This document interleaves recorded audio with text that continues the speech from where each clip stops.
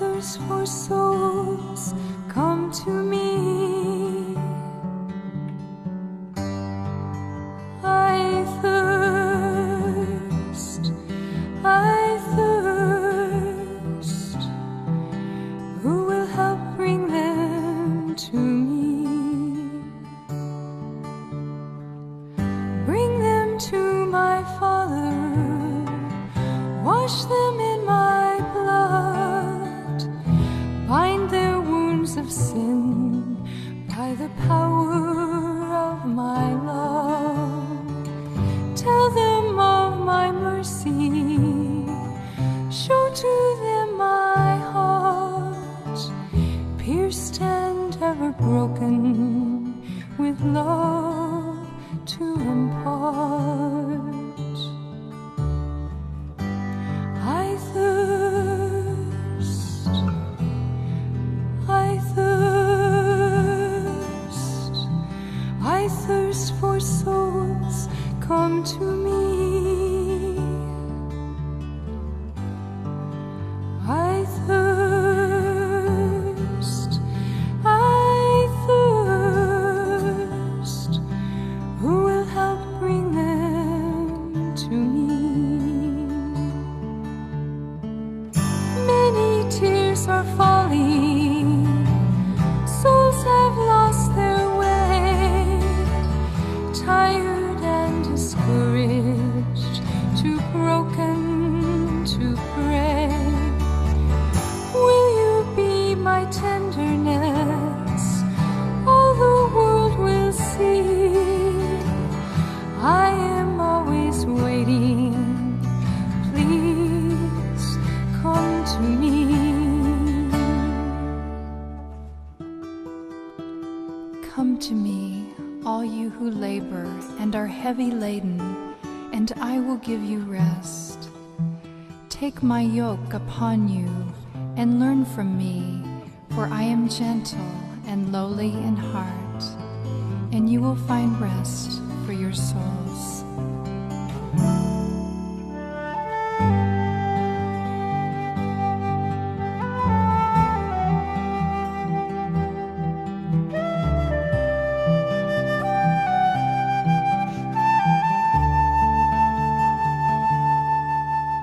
I thirst, I thirst, I thirst for souls, come to me. Who will help bring them to me? I thirst.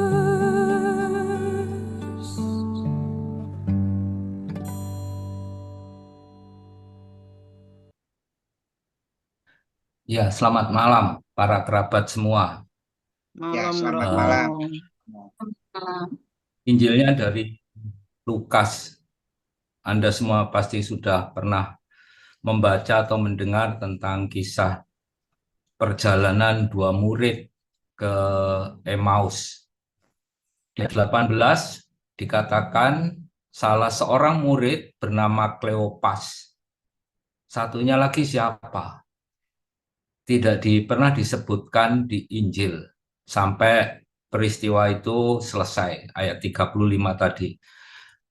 Ya, bisa kita bayangkan saja bahwa satunya mungkin kita bersama Kleopas sedang melakukan perjalanan ke Emmaus. Jadi salah satu teman Kleopas itu bisa siapa saja. Mungkin itu gambaran dari gereja awal, karena Injil itu kan juga bukan hanya sekedar historis, tetapi juga pembelaan iman, pengajaran, dan sebagainya.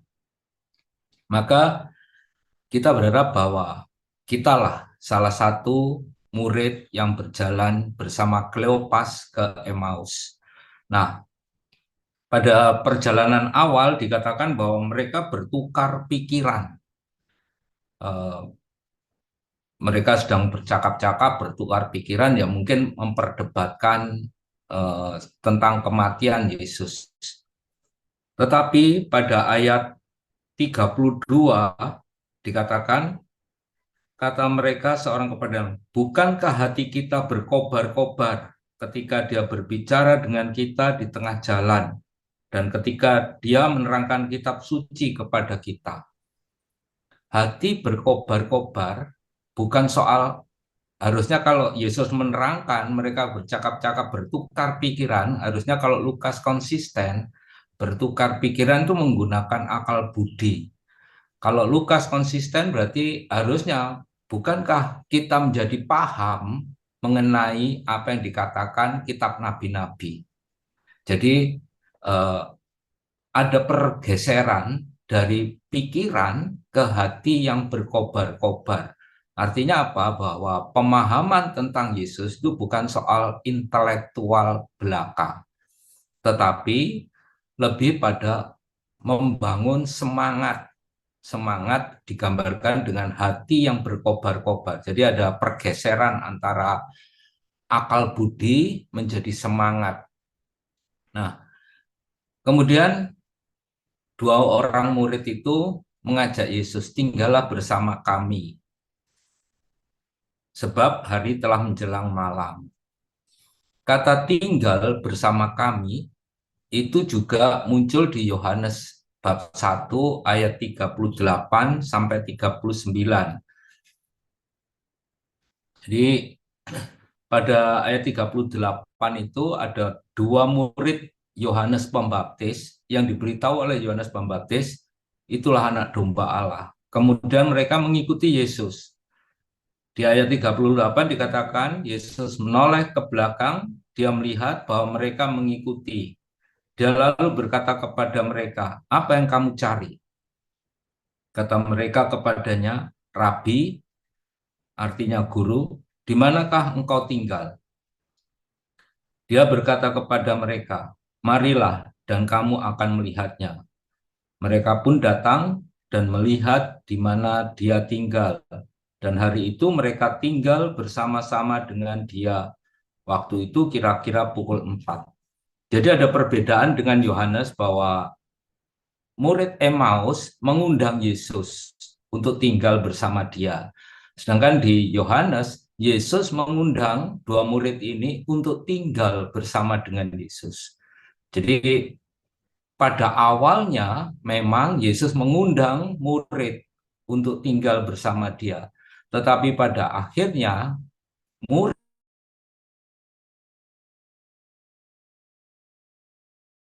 Yesus secara fisik sudah tidak ada lagi kan, dia sudah wafat dan bangkit. Maka ya para murid itu yang mengundang mereka. Nah, sekarang undangan para murid kepada Yesus untuk tinggal bersama mereka, bersama kita, itu ya bisa melalui Ekaristi. Ekaristi adalah ketika Yesus hadir secara nyata di dalam hosti yang kita terima. Dan kita harus mempercayai itu. Artinya seperti Lukas tadi, kita nggak perlu berpikir, nggak perlu memperdebatkan hosti ini tubuh Kristus atau bukan, anggur itu darah Kristus atau bukan.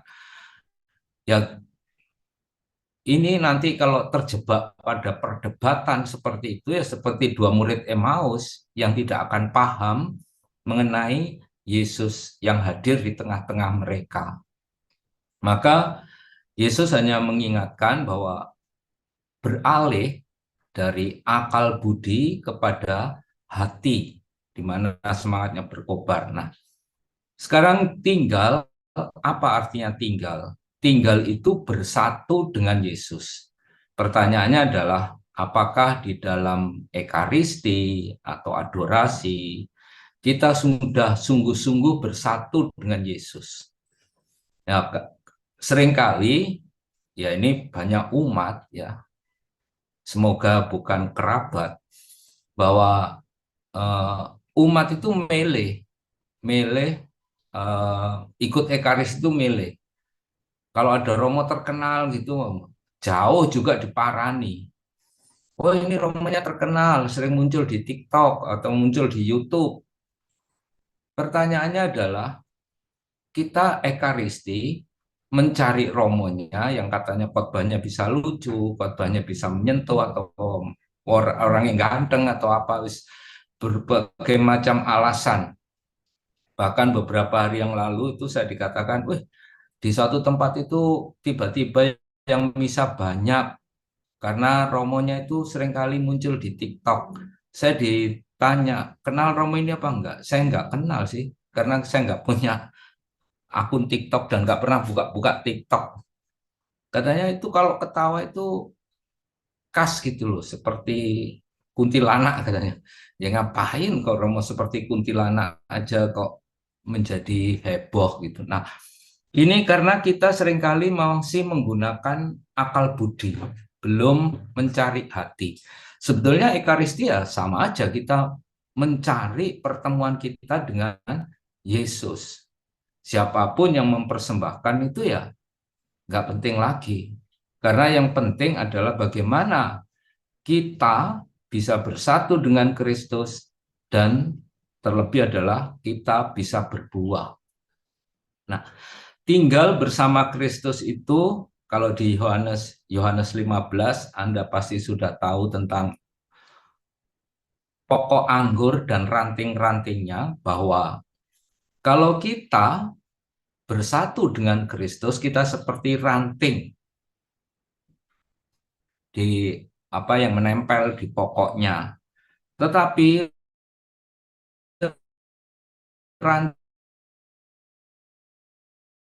ini Yohanes 15 ayat 2.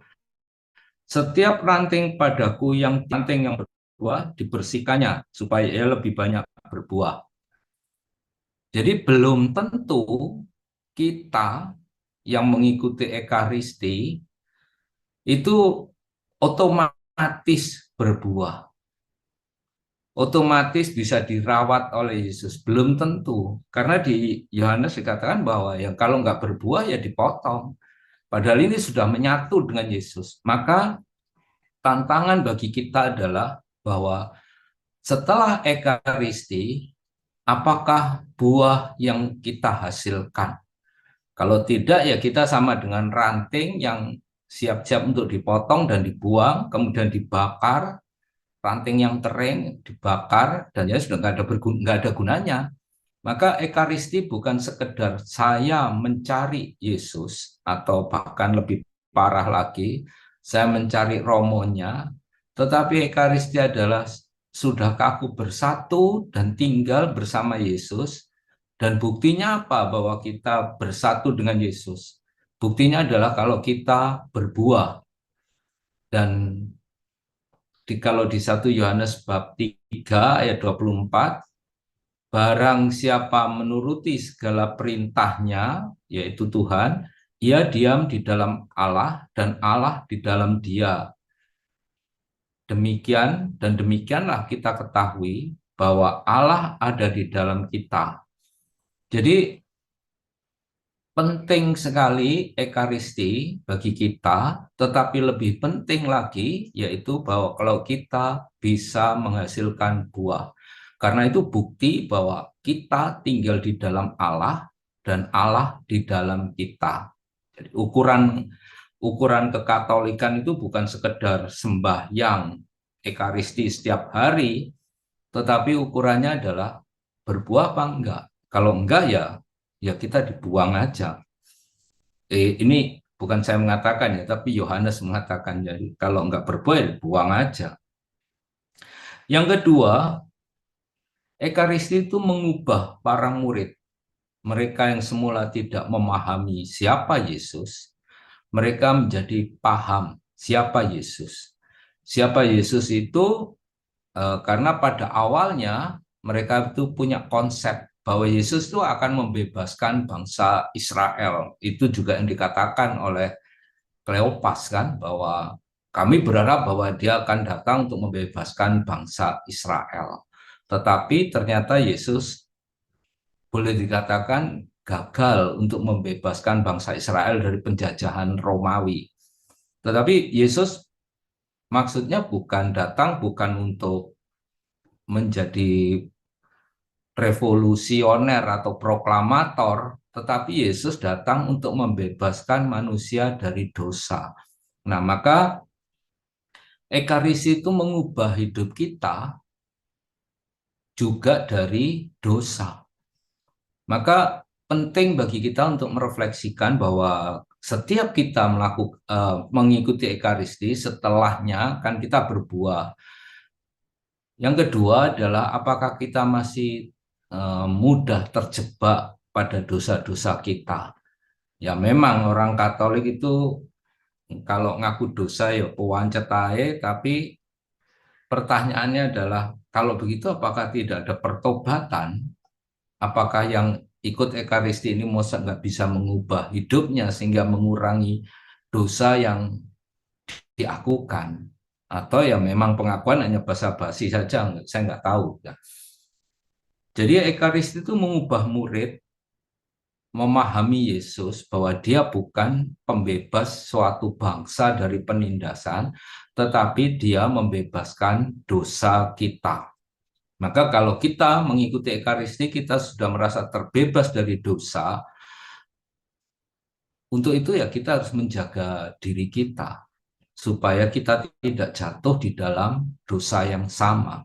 Bukankah Yesus sendiri mengatakan kepada perempuan yang berbuat zina di Yohanes, pergilah dan jangan berbuat dosa yang sama lagi. Artinya ya kita diutus untuk pergi untuk tidak berbuat dosa lagi. Nah, kalau Ekaristi kita sudah tinggal bersama Yesus, kita hidup bersama Yesus, maka kita harus mampu menghindari dosa. Yang ketiga, setelah mengikuti Ekaristi yang dilakukan oleh Yesus di Lukas tadi, bahwa setelah memecah-mecah roti, kemudian Yesus ngilang begitu saja, para murid mempunyai semangat baru. Mereka berkobar-kobar, mereka kembali ke Yerusalem untuk mewartakan kebangkitan Yesus. Maka kita pun bisa meneladani itu. Setelah mengikuti perayaan Ekaristi, seharusnya kita menjadi misionaris.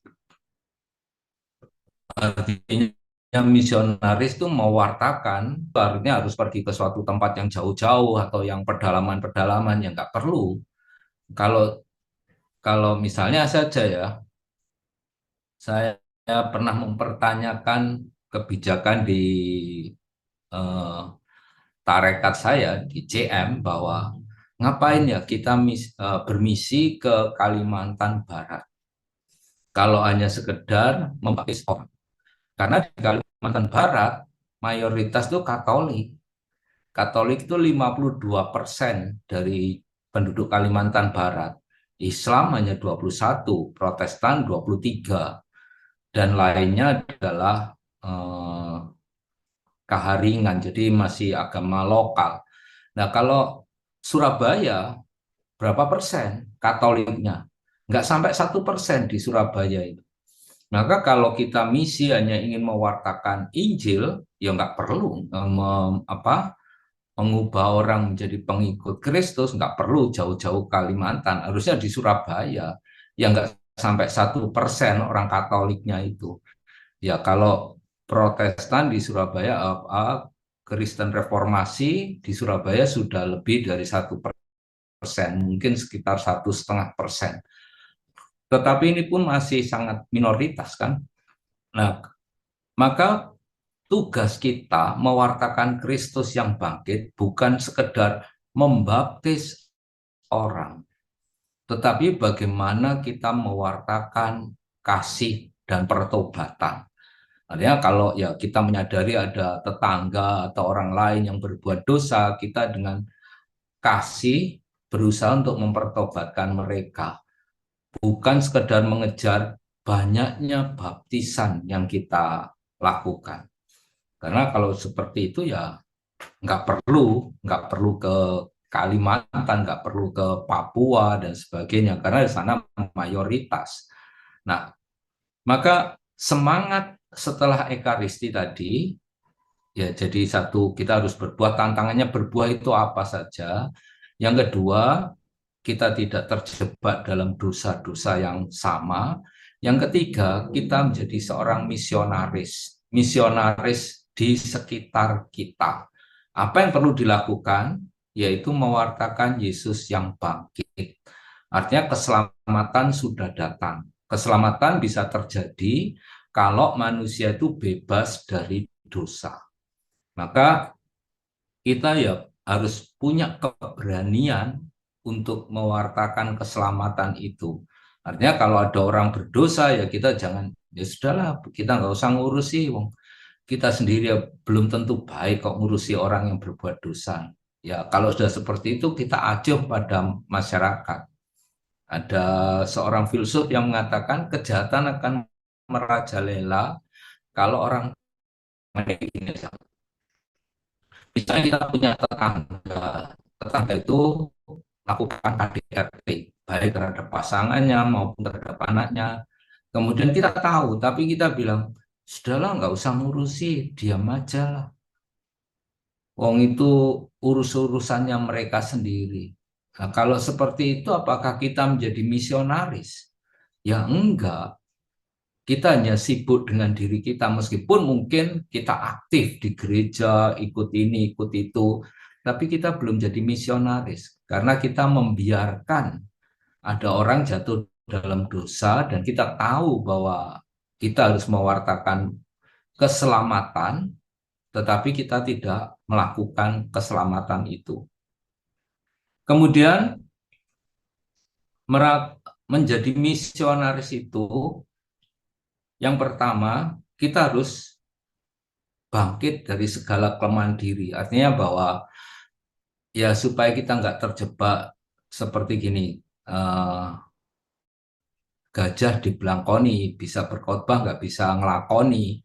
Artinya ada tetangganya yang melakukan KDRT, kita sok-sokan mendatangi mereka, memberi nasihat supaya hidup penuh dengan kasih. Padahal anak kita sendiri sering kita pukuli, anak kita sendiri nggak terasa di rumah karena nggak tahan dengan kita. Nah, kalau seperti itu ya bagaimana kita bisa mempertobatkan orang? Untuk itu ya kita pertama yang harus bertobat. Artinya kita harus menyadari kelemahan diri dan berani mengubah kelemahan diri itu. Dan disinilah baru kita bisa menjadi seorang misionaris. Yang kedua, bahwa untuk menjadi seorang misionaris itu kita harus bebas dari ketakutan dan cemas. Artinya kadang-kadang kita mau berbuat baik itu takut. Engkau dirasani orang, nanti dianggap apa, sok suci, sok ini, sok itu, dan akhirnya kita nggak berbuat apa-apa. Sampai kejadian nanti kalau sudah parah baru ya mulai ngerasani. Gampangannya ini ada seorang umat, ini dengan kakak kelas saya ya, seorang imam. Ada seorang umat itu di keluarganya konflik. Kemudian datang ke kakak kelas saya, dia seorang imam CM, kemudian sharing. Semula sharing, ya lama-lama sharingnya kebablasan gitu loh. Udah banyak orang tahu, tapi diam. Akhirnya ketika Romo itu keluar dan menikah dengan perempuan ini, mulai dirasani. Lah, saya bertanya, lah kamu dulu di mana? Itu sudah dulu Romo udah hubungan pernah sejak dulu. Kenapa diam aja? Kok nggak mau menegur? Harusnya kan kamu mengingatkan baik kepada Romonya maupun perempuannya, mengingatkan akan peran hidup mereka masing-masing. Nggak setelah mereka keluar, Romonya ini keluar, kemudian menikah dengan perempuan ini, baru di di dicaci maki dan sebagainya. Buat apa bagi saya? Sudah nggak ada gunanya toh. Maka kita perlu bebas dari ketakutan dan kecemasan. Misionaris itu harus orang yang berani. Berani bukan sok-sokan kayak jagoan seperti jagoan preman gitu, bukan. Tapi berani untuk mengungkapkan kebenaran. Karena mengungkapkan kebenaran itu bukan sesuatu yang mudah. Mengingatkan orang itu bukan sesuatu yang mudah. Mulailah dari komunitas kita sendiri. Seringkali kalau di dalam komunitas kita sendiri, itu ada seseorang yang boleh katakan menjengkelkan, mengganggu yang lain. Kita cenderung untuk diam. Tahu, tapi diam. Mentok hanya ngerasani, oh orang ini kok seperti ini, orang ini seperti itu. Kita ngerasani, tapi kita nggak berani mengungkapkan. Dengan alasan ya menjaga harmoni. Padahal ya nggak bisa. Itu kan melukai banyak orang dan kita membiarkan. Kita kadang takut dan cemas nanti jangan-jangan saya dimusuhi dan sebagainya. Padahal kalau kita diam akan semakin banyak orang terluka. Belum tentu juga orang yang melukai itu sadar bahwa dia melukai orang. Dan kita harus berani dan tidak perlu cemas. Nah, seperti para murid ini, dia langsung berani kembali ke Yerusalem, karena di Yerusalem itu sebetulnya pusatnya musuh mereka. Jadi karena pada waktu, mengapa mereka sampai ke Emmaus, ya mungkin mereka menyingkir, takut di Yerusalem nanti takut dibunuh, maka para murid di Yerusalem pun kumpul, pintunya ditutup semua, nggak berani, karena itu sarang musuh mereka, baik Farisi maupun orang Romawi gitu. Nah, ini perlu keberanian untuk kembali, untuk apa? Mewartakan kebangkitan, mewartakan kasih, keselamatan. Dan yang ketiga, dengan Ekaristi kita harus siap dibentuk dan dirubah oleh Kristus. Artinya kita jangan sok tahu, sok benar, sok pintar dan sebagainya. Kita harus siap untuk dibentuk dan dirubah oleh Kristus. Pertanyaannya adalah, siapakah Kristus? Ya kalau kita nunggu Yesus Kristus yang tahun 0 yang wafat di salib itu datang lagi, ya itu yang nggak mungkin lah. Kristus ada di dalam saudara-saudara kita yang miskin. Belum tentu bahwa orang miskin yang berbicara itu salah. Kita seringkali hanya menganggap bahwa orang miskin itu nggak tahu apa-apa, yang kita dampingi itu nggak tahu apa-apa, bodoh, dan sebagainya. Belum tentu. Maka di sini butuh kerendahan hati untuk berani dirubah oleh Kristus. Dirubah hati kita. Kita harus berani untuk itu. Jadi keberanian bukan hanya sekedar kita mengungkapkan apa yang kita inginkan, apa yang untuk negur orang dan sebagainya, tetapi keberanian itu juga keberanian untuk dirubah.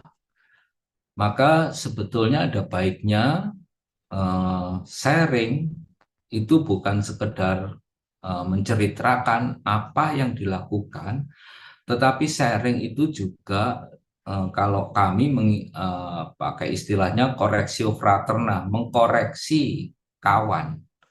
Artinya bukan sekedar mencari kejelekan kawan, tetapi mengharapkan kawan bertumbuh lebih baik lagi.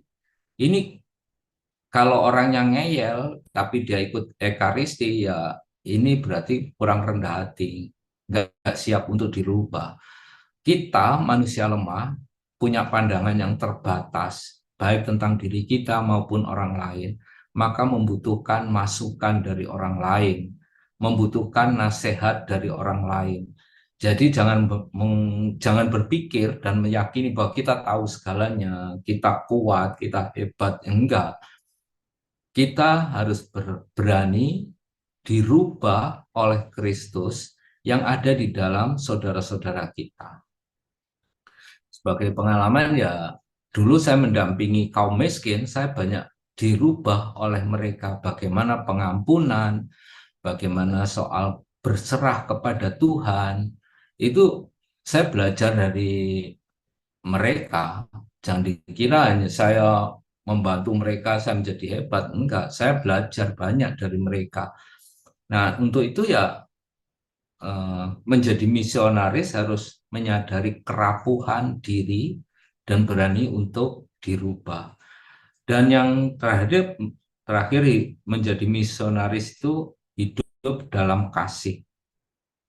Artinya ya, kalau kita ditegur, kita jangan curiga dulu. Seringkali kan kalau ada orang ditegur, langsung, "Ah, kamu juga seperti itu, kamu lebih parah daripada saya," dan sebagainya. Nah, pertanyaannya adalah, apakah kita sudah punya rendah hati untuk menerima masukan orang lain?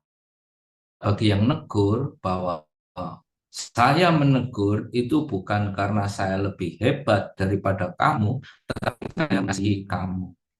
Saya mengasihi kamu artinya saya menginginkan kamu lebih baik daripada hari ini. Nah, sehingga ketika kasih itu menyatu, baik yang ditegur maupun yang menegur, maka semuanya itu akan berjalan dengan baik. Masalahnya seringkali yang menegur itu merasa lebih hebat, lebih suci, lebih tahu segalanya dan sebagainya. Sehingga yang ditegur merasa sakit hati. Nah, untuk itu kita bisa mengukur orang bahwa kasih yang kalau menjadi dasar dari setiap perkataan kita dan kasih menjadi dasar relasi kita, maka kasih itu akan mengembangkan bukan hanya saya tetapi Anda.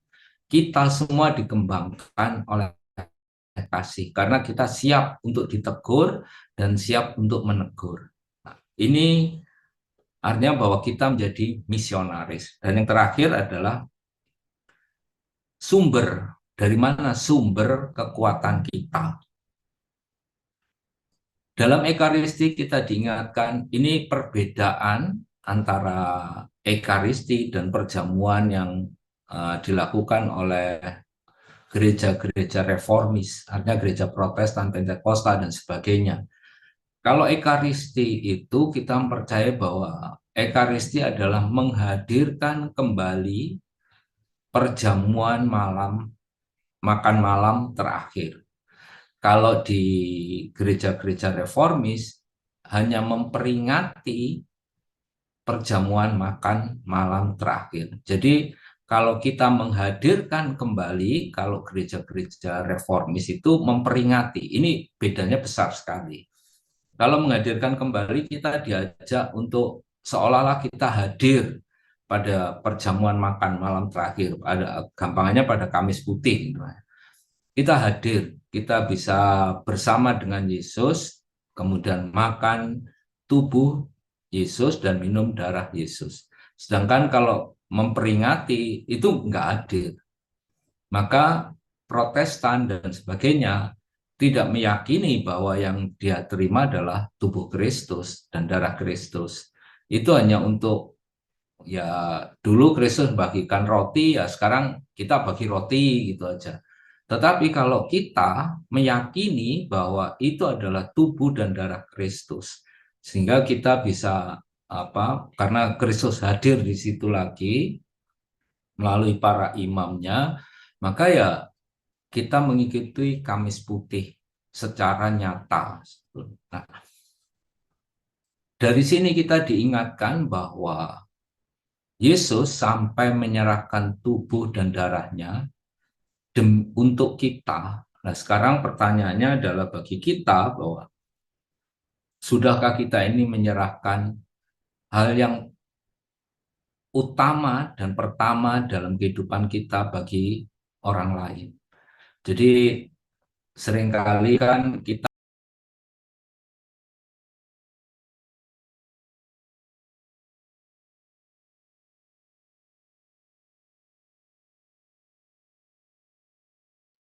putus ya Romo Gani ya.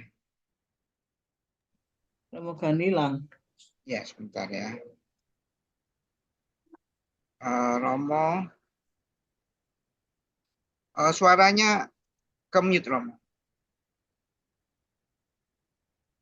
Atau putus ya? Hilang Mas Win. Ya di Aku bawah ada. Ke mute. ke mute ya. Oh wes, Oh ya. sudah.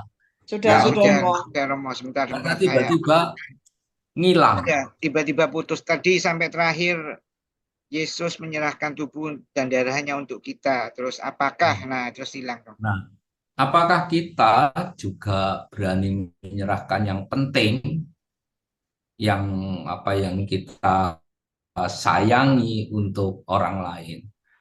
Ya, kita nggak perlu hebat-hebat lah. Sekarang kan waktu itu penting bagi manusia modern zaman sekarang. Eh, Beranikah kita memberikan waktu kita untuk orang lain? Nggak usah emas, berlian, dan sebagainya lah. Waktu saja.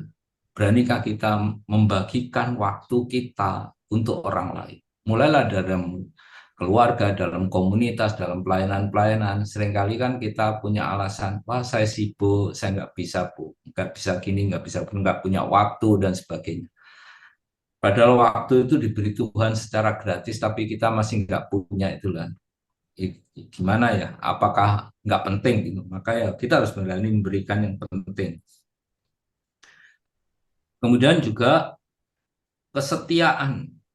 Jadi kebangkitan kita, sumber kekuatan kebangkitan kita adalah kesetiaan.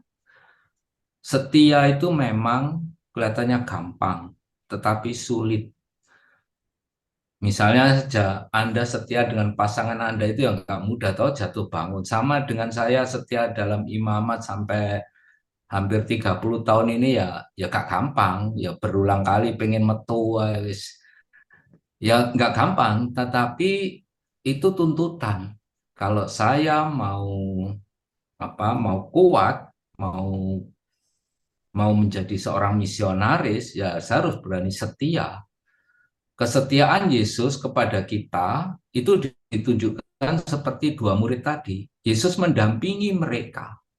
Jadi Yesus janjinya kan, aku akan menyertai kamu sampai akhir zaman. Itu bukan soal omong kosong. Dia mendampingi. Meskipun muridnya nggak tahu, dia tetap mendampingi. Sama dengan kita kan, kita nggak tahu, nggak pernah tahu bahwa Yesus mendampingi kita. Sama dengan para murid, nggak tahu bahwa Yesus mendampingi mereka. Tetapi Yesus ada bersama kita dan mendampingi kita. Dia setia. Meskipun muridnya bodoh-bodoh, maka Yesus marah, kamu orang-orang bebal dan sebagainya. Tapi dia tetap mendampingi. Inilah kesetiaan yang penuh. Artinya ya kesetiaan yang bisa kita pahami, kita teladani. Seringkali kita ini setia nek bolone enak. Nek bolone mulai gak enak gitu udah kita males untuk setia. Untuk pelayanan di dalam pelayanan pun kita lihat kan bolone sopo iki. Nah, kalau bolone nggak enak ya kita males untuk setia.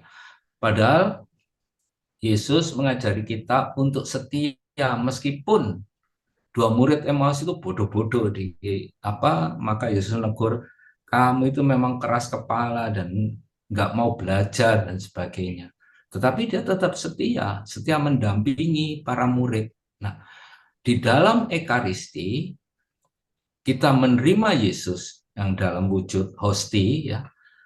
Itu menunjukkan bahwa kita pun harus setia seperti Yesus yang masih mau setia kepada kita meskipun dosa kita banyak, meskipun kita seringkali mengkhianati dia, tapi dia tetap setia sehingga kita bisa menerima secara nyata hosti, yaitu tubuh Kristus secara nyata dan bersatu dengan kita di dalam tubuh kita.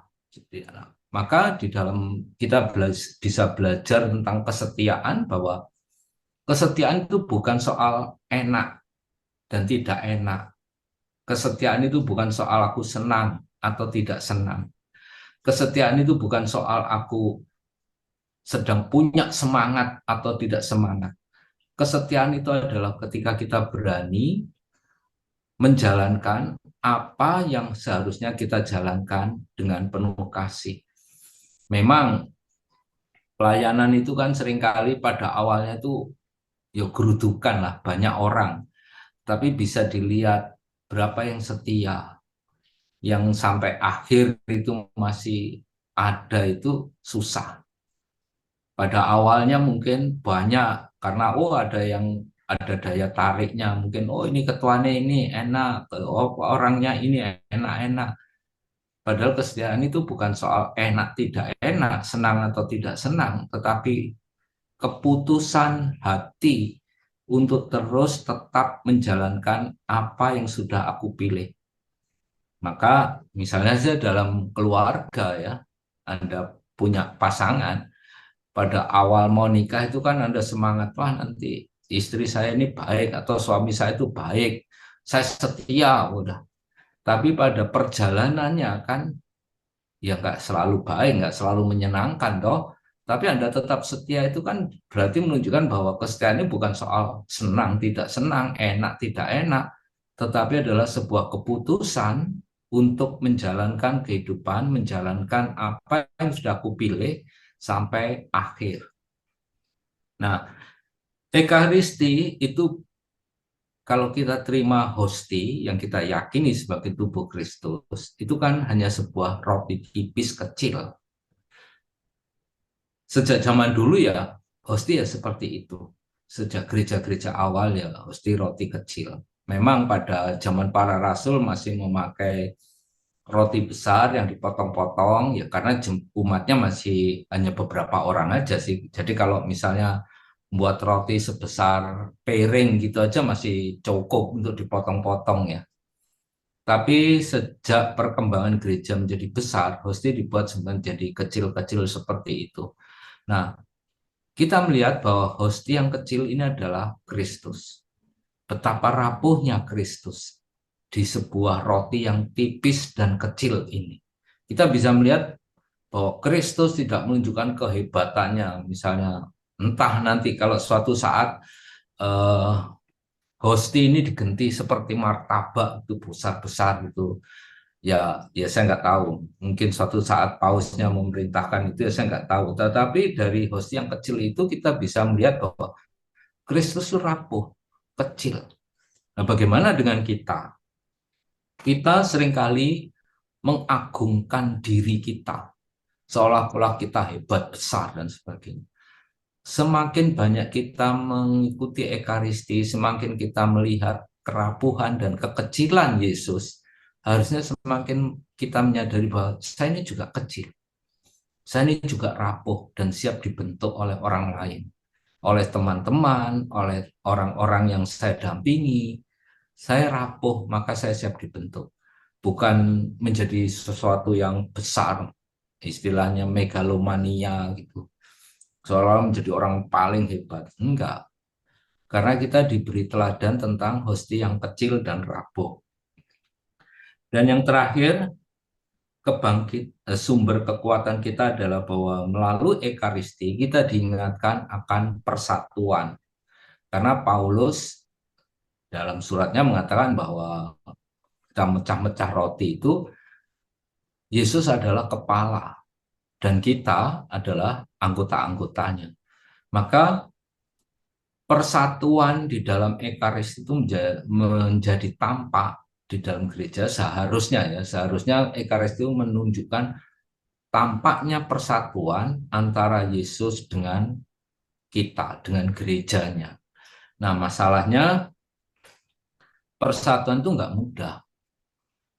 Perpecahan itu banyak terjadi, baik dalam lingkup kecil maupun dalam lingkup besar, baik di dalam komunitas-komunitas kecil maupun di dalam lingkungan atau wilayah atau paroki. Perpecahan itu selalu terjadi. Dan orang meyakini bahwa mereka ikut misa.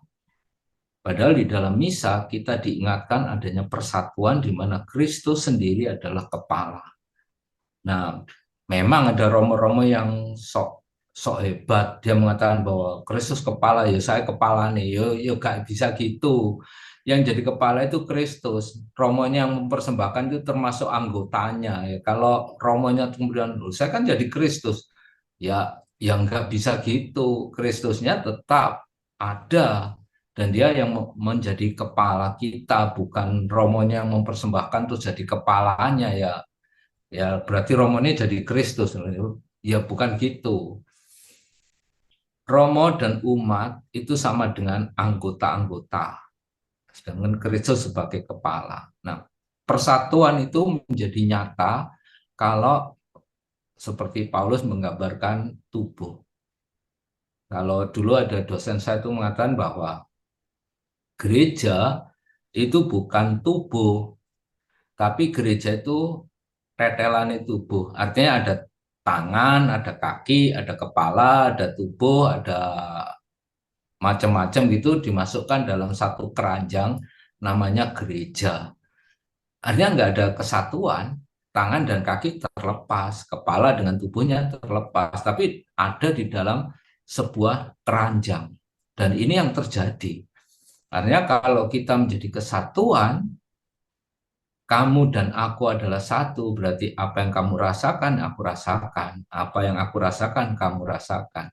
Kegembiraanku adalah kegembiraanmu, kesedihanmu adalah kesedihanku. Tetapi sudahkah terjadi hal ini di dalam gereja? Di dalam komunitas sendiri, seringkali nggak terjadi. Kalau ada anggota komunitas sakit, kita ya nanti saya doakan. Tenang nih, apakah sungguh didoakan atau enggak ya saya kan nggak tahu. Misalnya saya mengatakan hari ini, waduh saya sedang sakit nih, kena COVID. Saya yakin semua kerabat itu, ya Romo nanti saya doakan. Tapi pertanyaannya apakah saya tahu bahwa Anda mendoakan saya dengan sungguh atau enggak? Jangan-jangan Anda sibuk berdoa untuk keselamatan Anda sendiri kan? Nah, sampai banyak hal yang terjadi seperti itu. Tetapi ini mau menunjukkan bahwa sebetulnya kita belum menjadi satu kesatuan. Kalau kita menjadi satu kesatuan, keprihatinan kita itu ya sama. Nah, ini dengan komunitas, juga dengan orang yang kita layani. Sudahkah kita membangun satu kesatuan dengan orang yang kita layani? Artinya penderitaanmu ya penderitaanku, sukacitamu ya sukacitaku. Nah, ini bukan yang melibatkan akal budi, tetapi hati. Hati yang bisa mempersatukan secara teknis, secara akal budi ya gereja merupakan tubuh, tetapi secara hati ya belum. Maka kalau kita merayakan Ekaristi, kita bukan sekedar aku dan Tuhan, kita hanya melihat relasi antara aku dengan Tuhan, bukan sekedar itu, tetapi juga harus kita melihat kita harus juga melihat antara hubunganku antara aku dengan sesama.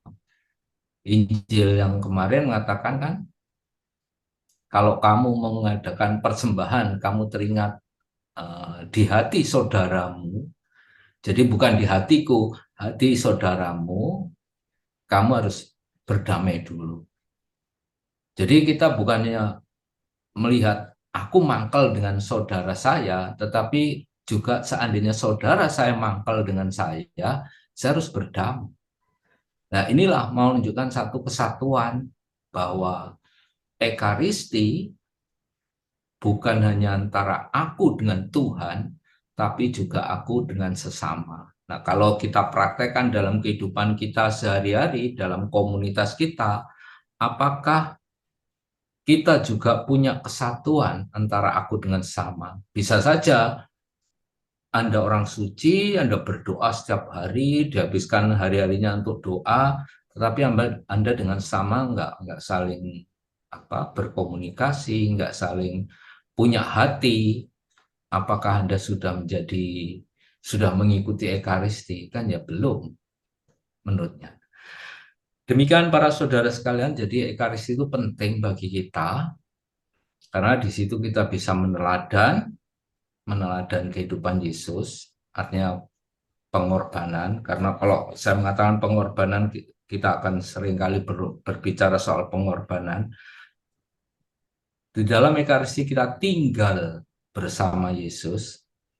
Tinggal artinya kita menyatu dengan Yesus melalui hosti. Di dalam Ekaristi kita dirubah oleh Yesus, sehingga hati kita berkobar-kobar, bukan sekedar pemahaman kita tentang Tuhan, tetapi hati kita yang berkobar-kobar.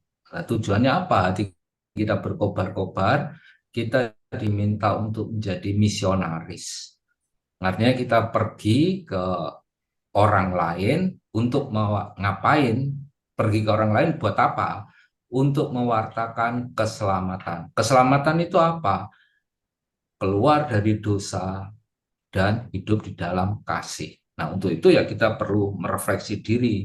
Kita perlu untuk membenahi diri kita dulu bahwa setelah Ekaristi bukan saya lagi yang hidup, tapi Yesus yang hidup di dalam saya.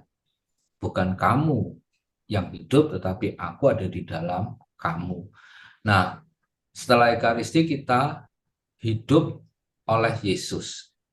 Maka tugas kita adalah menjadi pewarta karya keselamatan. Nah, untuk itu supaya kita mampu mewartakan karya keselamatan, kita harus berani memperbaiki diri kita. Kita tidak perlu takut dan cemas. Kita bukan sok-sokan, tetapi kita harus hidup berdasarkan kasih, seperti kasih Allah kepada kita. Nah, sumber itu adalah kasih Yesus yang sudah berkobar di dalam diri kita. Kasih Yesus yang ketika kita terima hostia, apakah kita merasakan kasih Yesus yang sehingga membuat hati kita berkobar-kobar.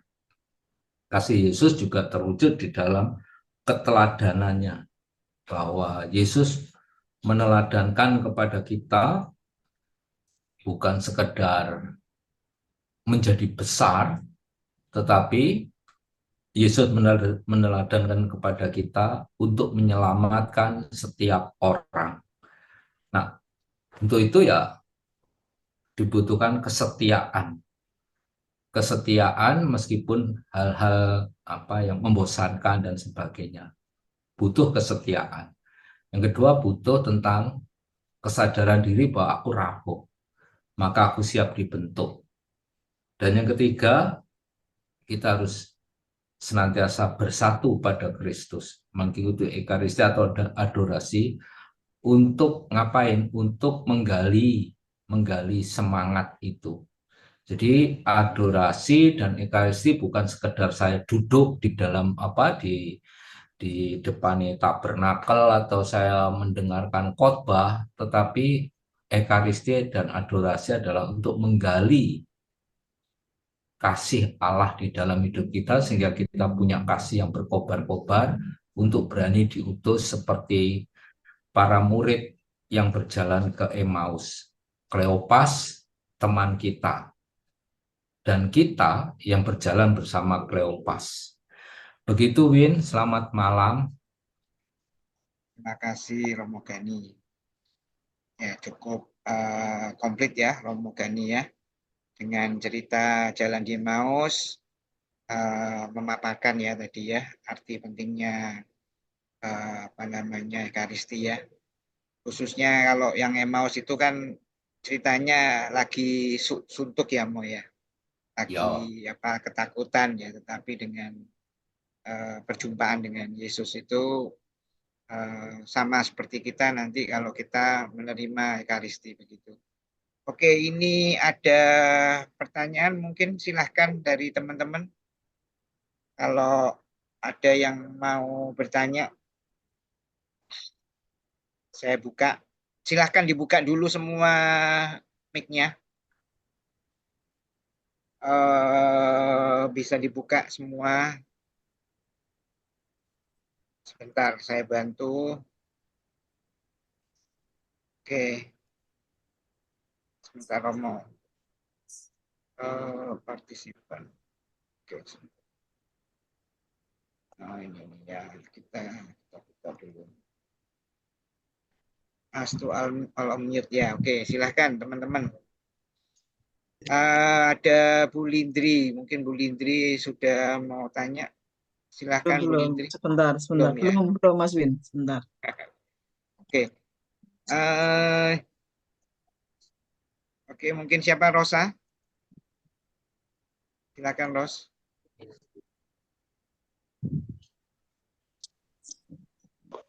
Sebetulnya banyak hal baru Romo yang hari ini yang saya peroleh ya Romo ya. Khususnya di dalam eh, ya kalau Ekaristi kita menghadirkan kembali ya perjamuan malam terakhir ya Yesus itu ya Romo. Itu mungkin sudah saya sadari ya. Tapi yang belum saya sadari tadi ya Romo, persatuan kita dengan Yesus dan juga persatuan dengan apa tadi namanya gereja di gereja kan, kemudian dengan komunitas dan juga di keluarga dan juga di dalam pelayanan ya. Jadi itu mungkin hal yang perlu kita gali kembali ya. Ini Asteria sudah mau angkat tangan, mungkin mau bertanya, silakan, atau mau sharing, silakan Asteria. Iya, baik. Selamat malam Pak Win, terima kasih. Selamat malam Romo. Pertanyaan, nggak tahu ini pertanyaan apa, tapi mohon penjelasan. Tadi bacaan hari ini adalah Yesus hadir saat api menyala. Tidak hadir saat api menyala. Kemudian Yesus juga tidak hadir saat badai. Yesus tidak hadir.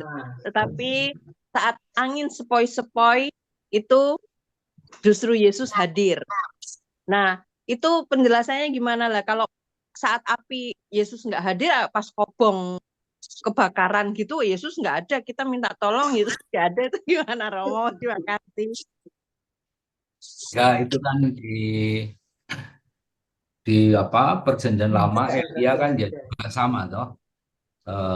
Elia itu ketika ada angin badai ternyata Tuhan tidak ada. Dan ketika ada angin sepoi-sepoi ternyata Tuhan ada. Ini mau memberi gambaran bahwa Tuhan itu nggak selalu hadir pada sesuatu yang hebat-hebat banget gitu loh. Tapi Tuhan hadir itu dalam hal-hal sederhana. Maka Yesus juga mengatakan bahwa aku ada di dalam saudara-saudaramu, terutama yang kita kan seringkali melihat Tuhan hadir di orang yang sukses, orang yang hebat. Ya enggak sih. Ini Elia kan juga gitu. Ketika dia mau ketemu Tuhan toh, ketika di bukit, ketika ada badai, ternyata Tuhan nggak ada. Tapi ketika ada angin sepoi-sepoi, Tuhan ada hadir. Nah, ini Yesus juga mengingatkan kita bahwa kehadiran Tuhan bukan hanya soal dalam hal-hal hebat di dalam kehidupan kita. Misalnya, seringkali yang kita dengarkan mujizat itu orang-orang berpikir bahwa mujizat itu terjadi ketika apa? Naik pesawat, pesawatnya jatuh, semua mati, saya hidup sendiri. Seolah-olah hanya seperti itu kan hal hebat kan. Yang enggak, mujizat itu terjadi pada setiap saat kita, hal-hal yang sederhana, sehingga kita melihat Tuhan itu bukan mencari dari yang hebat-hebat, tetapi carilah Tuhan di dalam hal-hal yang sederhana, yang ya kita anggap sepele lah. Cobalah direnungkan kehidupan kita yang kita anggap apa ya biasa-biasa aja. Apakah Tuhan hadir apa enggak di dalam kehidupan kita yang ya kita anggap biasa, kok enggak seperti orang lain yang hebat-hebat, yang bisa berbuat ini itu dan sebagainya. Nah, seringkali maka Yesus ingin mengubah konsep itu seperti Elia, bahwa kita jangan hanya mencari Tuhan di dalam sesuatu yang hebat, tetapi carilah Tuhan juga di dalam sesuatu yang sederhana. Sederhana dalam apa ya kehidupan kita masing-masing.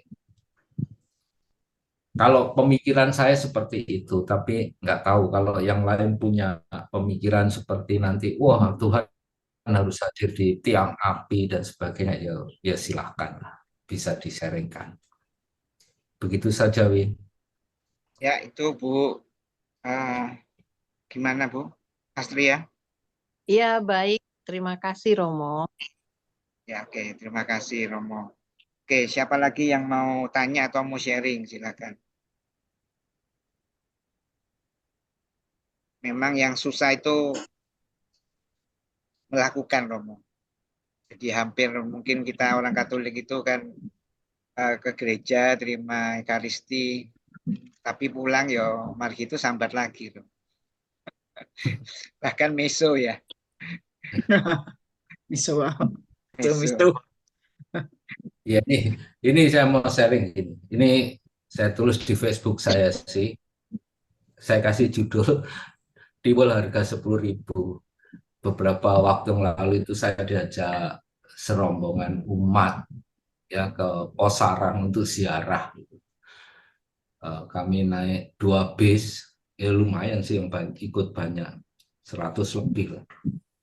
Setelah misa umatnya ngajak, Romo doa rosario di Gua Maria. Saya pikir ngapain nama mari misa ke doa rosario segala macam. Udah silakan lah yang mau doa rosario sana, saya ngopi aja. Saya ngopi itu di warung di dekatnya Posarang kan itu apa ya, di sekitar gua itu banyak warung-warung kecil lah. Ya umat situ yang jual. Ada warung kecil, saya duduk ngopi di situ. Terus ada seorang ibu, maaf ya kalau ibu-ibu ya. Ada seorang ibu datang, terus tanya sama penjualnya, Bu ini apa? Oh itu tiwul. Semoga semuanya tahu tiwul itu apa. Tiwul itu sering kan. Ini tiwul. Terus tanya, harganya berapa Bu? 10.000. Wah mahal, nggak usah, nggak jadi. Terus ibunya yang penjual itu sampai ngambilkan toh, terus dibawa. Orang itu mau pergi, dikejar sama ibunya. Ya sudahlah Bu, berapa? Kalau boleh 5.000. Terus ibu penjualnya itu sambil terus ngejar, dinaikkan sedikit lah, berapa? Enggak, kalau boleh 5.000, kalau nggak boleh sudah saya nggak beli. Akhirnya ibu itu kembali dengan wajah yang suntuk gitu ya. Saya pikir orang ini mari misa ya, dilanjut doa rosario, beli tiwul 10.000 aja nawar, sampai sebegitunya sampai ngotot harus 5.000. Terus ada orang nanggapi gini, ya kan kalau 10.000 kan yang jual itu untungnya banyak. Saya pikir berapa sih untungnya? Kalau 5.000 dia sudah untung, pasti akan diberikan. Kalau 5.000 dia untung, ya ngapain dia memberikan kan? Jadi saya tuh hanya prihatin, seandainya saya menjual, seandainya saya ada di posisi yang menjual, dan itu warung sepi ya, karena warung sepi, sungguh-sungguh sepi, karena sejak saya ngopi sampai saya mau pulang, itu pembelinya hanya saya sendiri. Kopi 5.000. Hanya saya sendiri, nggak ada orang yang beli. Jadi saya berpikir seandainya saya yang penjual, kan apa ya, bagi kita banyak orang sudah bisa berziarah tuh bayar, dia berani membayar untuk ziarah. Ya memang murah lah, murah. Tapi bagi yang berziarah ini ya, misalnya bayarnya 75.000. 10%-nya dari ziarah itu 7.500 kan. Seandainya 7.500 itu dibelikan tiwul, mungkin ibu itu diberikan kalau ini 7.500.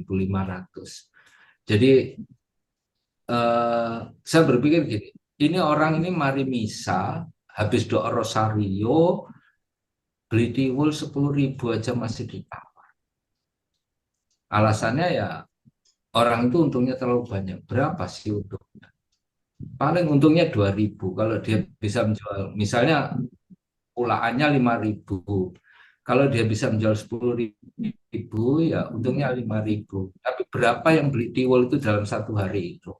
Apakah laku 10 bungkus? Saya kok nggak yakin.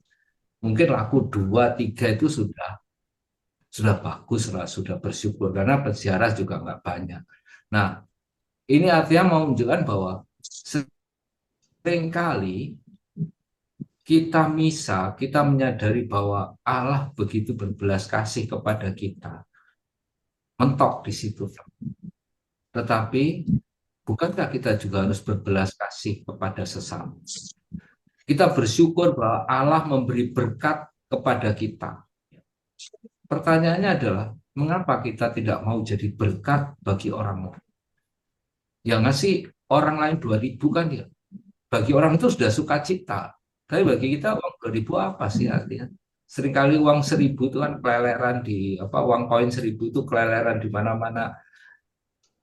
Kalau kita kumpulkan bisa menjadi berkat bagi orang lain. Sehingga inilah artinya ketika saya tadi mengatakan bahwa misa itu bukan sekedar antara aku dengan Tuhan, tetapi juga aku dengan sesama. Kita seringkali puas, saya udah ikut misa, saya ikut ziarah. Tapi pertanyaannya, berbuah apa enggak?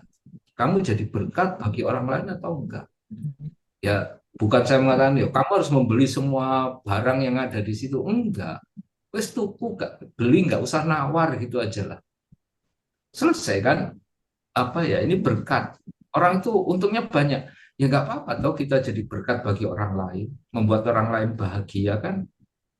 Ini berkat. Maka seringkali kita masih memisahkan antara misa dengan kehidupan sehari-hari. Seolah-olah misa itu tanggung jawab, kewajiban kita mencari berkat, tetapi kita lupa dengan sesama. Begitu, Win. Ya, Romo. Kalau saya yang jadi yang jual, mungkin tak pisui, Romo. Ya, wis nawar 5.000, gak tuku meneh. Gak ada mangkal gitu ya. Tapi ya itulah Romo, kadang ya terkadang saya juga masih seperti itu ya Romo ya. Kadang kita juga kalau beli di pedagang kecil itu nawar gitu Romo. Tapi kalau beli ke hoki larang pun ya dibeli Romo. Nawar. Gak ada nawar. Gak nawar ya. Oke, silakan siapa? Ya, silakan Rosa. Ya, selamat malam Romo Gani. Ya, tadi Romo mengatakan ya melalui Ekaristi itu adalah persatuan antara Yesus ya sebagai kepala dan kita gerejanya. Tapi Romo mengatakan bahwa persatuan tidak mudah. Di kelompok atau komunitas kecil pun ada perpecahan, apalagi di besar ada perpecahan. Nah, tentunya kalau perpecahan itu biasanya adalah karena adanya penggoda, adanya si iblis itu ya. Berarti kan yang menang dari pihak iblis. Padahal kalau orang Katolik ke gereja kan niatnya sudah luar biasa setiap minggu gereja begitu. Tetapi kenapa kok pemecah itu lebih menang daripada sakramen yang kita terima ya, sakramen Ekaristi itu sendiri. Kemudian untuk Ekaristi dan adorasi. Tadi Romo sudah mengatakan banyak tentang Ekaristi, tetapi adorasi kan sedikit ya disinggung, hanya di belakang saja. Kedua-duanya menggali semangat. Ya. Nah, hanya adorasi. Kenapa adorasi tidak menjadi wajib ya Romo?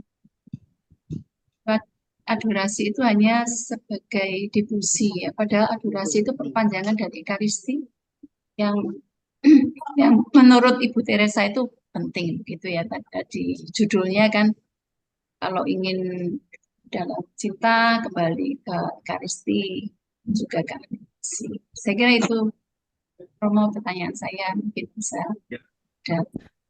Pertanyaan pertama saya jawab dari 1 Petrus 5 ayat 8. Sadarlah dan berjaga-jagalah. Lawanmu si iblis berjalan keliling sama seperti singa yang mengaum-ngaum dan mencari orang yang dapat ditelannya. Jadi iblis itu, kalau dikatakan iblis itu kekuatan jahat, itu berkeliling di sekitar kita terus, siap menelan. Dan ayat 9, lawanlah dengan iman yang teguh. Sebab kamu tahu bahwa semua saudaramu di seluruh dunia menanggung penderitaan yang sama. Artinya kita harus melawan segala kekuatan jahat itu dengan iman yang teguh. Maka pertama ya kita tumbuhkan iman. Iman bukan sekedar saya percaya pada Tuhan. Ya kalau gitu aja gampang sih. Tetapi iman itu kan seperti Yakobus katakan, tunjukkan imanmu. Aku akan tunjukkan imanku dari perbuatan-perbuatanku. Jadi perbuatan yang berdasarkan ajaran Tuhan, itulah iman. Jadi bukan hanya sekedar iman, pokoknya aku percaya pada Tuhan. Yo, kalau seperti itu gampang.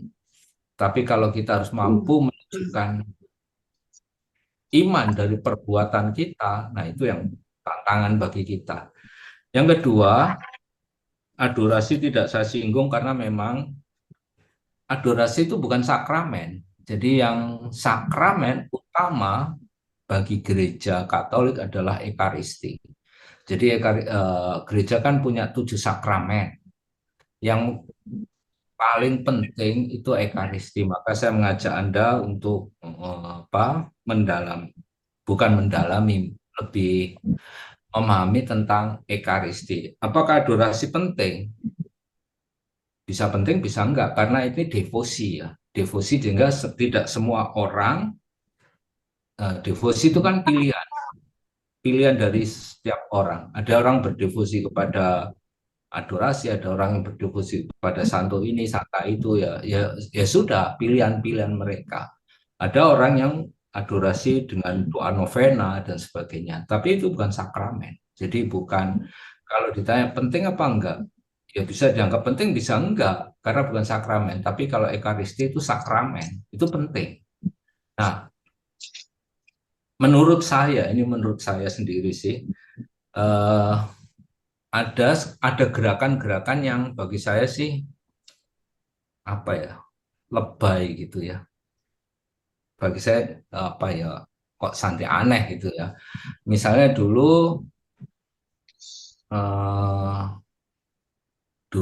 ketika saya ditahbiskan tahun 95, 96, 2000-an itu belum musim gereja punya ruang adorasi. Itu enggak ada. Belum musim. Dan tiba-tiba muncul gereja, setiap paroki, gereja itu harus punya ruang adorasi. Kalau saya berpikir gini ya,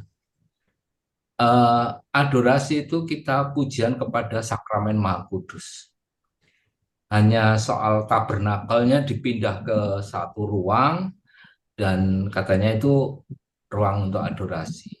Padahal gereja paroki, itu nggak pernah tutup sih, buka terus. Nah, kenapa nggak melakukan adorasi di gereja? Ya kan, ya di gereja kan ada tabernakelnya, ngapain? Harus membuat ruang khusus untuk adorasi. Alasannya di ruang khusus itu lebih tenang, karena ada karpetnya, ada AC-nya, setalah. Kamu mau adorasi apa arepe turuan gitu? Ya nggak jelas toh. Artinya kalau adorasi ukurannya harus ada karpet, ada AC, ruangannya redup, ya apa yang mau kita cari dalam adorasi? Bukankah gereja itu punya tabernakel yang buka 24 jam, ya kita bisa adorasi. Ini ada pergeseran, bagi saya ada kebangkitan semangat yang kebangkitan semangat beragama itu memang sejak tahun 80-an itu ada. Misalnya pada waktu saya masih SMA ya, tahun 80-an, itu nggak ada satu teman saya itu satu-satunya anak Katolik di SMA saya, karena saya sekolah di SMA negeri ya. Nggak ada satupun teman saya itu yang pakai jilbab. Bahkan kalau ada orang pakai jilbab itu dikatakan orang geso. Nggak ada anak-anak yang pakai jilbab. Tetapi setelah 2000-an mulai ada kebangkitan beragama, sekarang hampir semua anak SMA itu jilbaban. Apakah ini hebat? Bagi saya kok enggak ada hebat-hebatnya. Sama dengan Katolik, sebelumnya itu enggak ada ruang-ruang adorasi dan sebagainya. Baru muncul sekitar tahun 2000-an ke atas itu ada kebangkitan nambahi ruang adorasi. Misalnya di gereja tempat di paroki tempat saya dulu ya, di Widodaren Surabaya. Dulu saya punya warung, bukan warung, toko murah. Artinya gini, eh, jualnya barang-barang bekas. Artinya setiap Natal dan Paskah kan minta pakaian bekas ke umat toh, dikasih. Nah, pakaian yang saya pilih yang masih agak bagus-bagus saya laundry, terus digantung-gantung gitu, jadi rapi kan, masih baunya wangi, rapi, mari diseteliko barang itu kan digantung-gantung dijual 5 ribuan. Itu banyak orang-orang kampung yang beli. Terlebih apalagi kalau sudah mendekati Lebaran. Toko itu laris sekali. Tapi begitu saya pindah, dibongkar toko itu, dihilangkan, dijadikan ruang adorasi.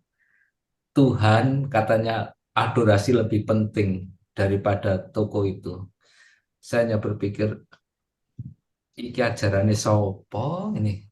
Sebetulnya tuh pelayanan pada masyarakat tuh jauh lebih penting kan daripada sekedar ruang untuk duduk, alasannya supaya umat itu nyaman. Ngapain nggak di gereja? Wong gereja juga nggak pernah ditutup. Gereja selalu terbuka. Dan ini seringkali bagi saya, makanya tadi saya kalau mengkaitkan dengan jilbab, ya ada perkembangan yang sebetulnya nggak jelas mau kemana gitu. Ya cuma ya booming aja sih. Tetangganya buat, kenapa kita nggak buat? Bagi saya kok nggak masuk akal. Ya tujuan gereja ngapain? Gitu. Pelayanan kita itu mau ngapain? Kalau kita hanya sekedar ikut-ikutan dan mencari katanya supaya lebih syahdu dan sebagainya. Misalnya beberapa hari yang lalu itu ada seorang umat mengeluh. Dia baru pertama kali ikut doa taise. Dia bilang, ini doa taise doa apa sih? Kok lampunya dipetengin, terus apa harus duduk gini gitu dan sebagainya. Saya bilang ya itu model Indonesia sih. Karena pada waktu saya di Taise, ya lampunya padam, ya terang, orangnya banyak, ya lampunya terang, ya nggak masalah, tetap bisa berdoa gitu. Hanya memang lagu-lagu Taise kan lagu yang diulang-ulang terus gitu kan, ya lagunya sama, tapi orang memang ketika masuk daerah situ kan harus sudah hening, jadi nggak boleh ngobrol-ngobrol, handphone dimatikan dan sebagainya, udah untuk meditasi. Jadi nggak harus lampunya dimatikan semua, yang enggak sih. Di Taizé sendiri enggak gitu, kita di sini pakai gitu loh. Ya ya nggak tahu perkembangannya kok bisa sampai seperti itu, saya nggak tahu. Ya coba nanti kalau suatu saat ke Taizé lah sana, lihat sendiri gitu. Saya pada waktu itu ini Taizé kok padam gitu ya. Ya sudah, memang orangnya keluar masuk ya, karena sudah ada yang selesai, ada yang baru datang, dan seperti saya baru datang yang mungkin mengganggu. Tapi apakah, pertanyaan saya, apakah harus adorasi seperti itu, harus ada adorasi dan sebagainya? Bagi saya yang penting adalah Ekaristi, karena memang itu sakramen yang utama bagi gereja, di mana kita bisa bersatu secara nyata dengan Kristus dalam wujud hosti ya. Maka tadi saya mengatakan jangan dipertanyakan, iki roti kecil ini kok tubuh Kristus, ya sudahlah, kita harus percaya saja. Bukan, maka kalau adorasi kan kita nggak bersatu dengan Kristus dalam wujud yang nyata. Tetapi kalau Ekaristi itu wujud yang nyata, dan itu sakramen. Adorasi bukan sakramen. Maka bagi saya nggak membahas banyak-banyak soal adorasi, karena saya pentingkan adalah Ekaristi. Karena nggak semua orang itu suka adorasi, nggak semua. Ya kalau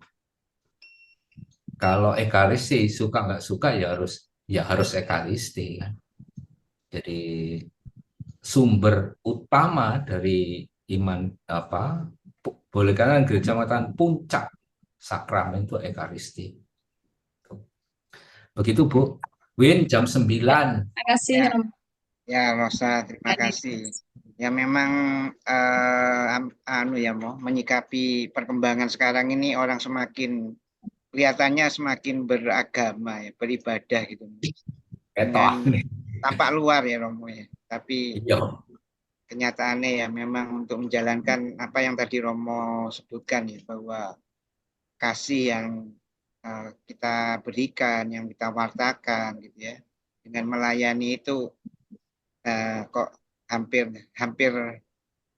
nol ya sekarang Romo. Karena apalagi dengan dunia yang di kota-kota besar ini Romo. Jadi saya merasa apa ya, waktu aja memang sangat apa, kok rasanya entek terus gitu Romo. Padahal ya Romo bilang tadi gratis ya. Kita memberikan waktu aja susah ya. Ya, terima kasih Romo. Satu Mas Win, saya mau tanya sebentar Romo. Terima kasih. Romo sudah bunyi loh. Ya cepet ya, Bu Lindri, ya silakan. Satu aja sebentar Romo. Tadi kan yang penting Ekaristi ya Mo ya. Nah ini kan ada tradisi Selasa Kliwonan itu loh Romo. Kan ada misa Selasa Kliwonan dengan gamelan.